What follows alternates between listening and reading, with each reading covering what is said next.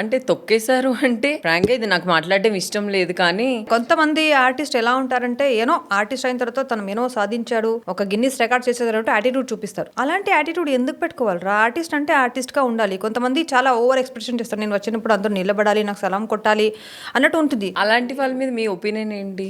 మొత్తం సాధించిన వాళ్ళు యాటిట్యూడ్ చూపించరు.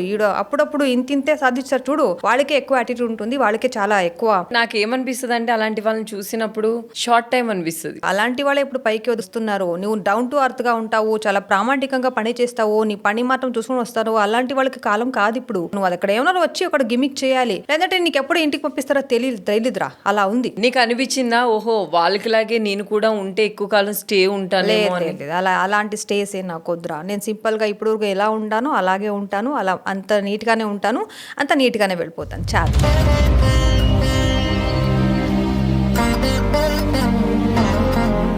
హార్డ్ వర్క్ నెవర్ ఫెయిల్స్ అని చెప్తారు. But as a hard worker I failed many times. I don't know why. So industry నాకు ఇచ్చింది కింద చాలా నేను పోగొట్టుకున్నదే ఎక్కువ.